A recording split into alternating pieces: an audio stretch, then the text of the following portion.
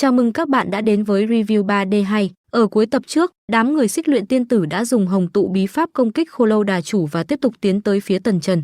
Trong nháy mắt, một cỗ linh lực vô hình xung kích ra bao phủ cơ thể Tần Trần. Nhưng đột nhiên thân thể của 6 nữ tử kia bị chấn động, bí kỹ mà họ thi triển ban đầu bị dập tắt, khí tức giảm mạnh. Lúc này, Tần Trần một kiếm chém ra khiến bọn chúng bay ngược ra ngoài, bị trọng thương làm miệng phun ra một ngụm máu tươi và rơi xuống hồ.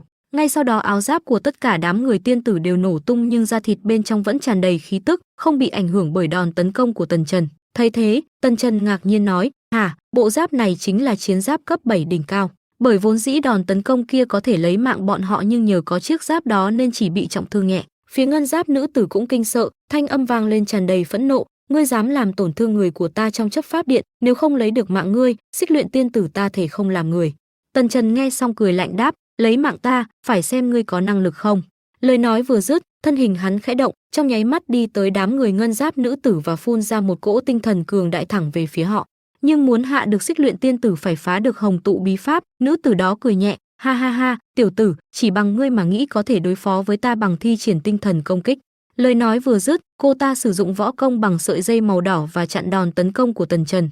Tuy nhiên chỉ trong chốc lát, sức mạnh cường đại của Tần Trần đã áp chế Xích Luyện Tiên Tử khiến sắc mặt cô tái nhợt và nói, cái gì, linh lực cấp 8, ngươi là bát giai võ hoàng.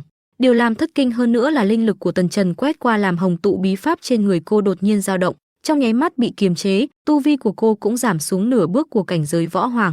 Thấy vậy, Xích Luyện Tiên Tử kinh hãi vô cùng, sức chiến đấu của cô giảm mạnh, làm sao cô còn có thể là đối thủ của người đàn ông mặc áo choàng bí ẩn. Điều khiến cô sợ hãi hơn nữa chính là thủ đoạn của Tần Trần, nó đã phá vỡ hồng tụ bí pháp của Phiêu Miểu Cung, rốt cuộc đây là thứ công kích gì? Lúc này, Xích Luyện Tiên Tử tức giận đến mức hét lên, ngươi rốt cuộc là ai?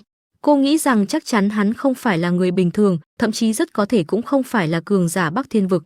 Sao lại có người có thể phá vỡ bí pháp của chấp pháp điện, không lẽ đối phương là kẻ thù của Vũ Vực và Phiêu Miểu Cung? Sau đó, Tần Trần cười lạnh một tiếng, ta là ai? Việc này ngươi nên hỏi cung chủ của ngươi đi. Nói xong hắn lại đánh ra một cú lực lượng tinh thần khiến Xích Luyện Tiên Tử kinh hoàng và choáng váng. Lúc này, Khô Lâu Đà Chủ hiển nhiên không phải chỉ đang xem kịch, cây roi xương trắng trong nháy mắt vung lên chói người Xích Liên Tiên Tử. Thân thể kia của cô ta đã bị khống chế trong đau đớn, cô kịch liệt giãy giụa và gào thét, thả ta ra.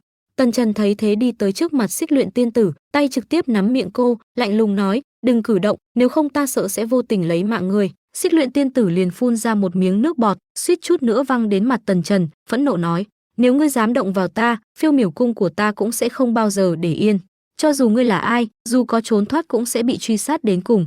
Đến đây là hết tập 383 Võ Thần Chúa Tể. Xin chào và hẹn gặp lại các bạn ở những video tiếp theo.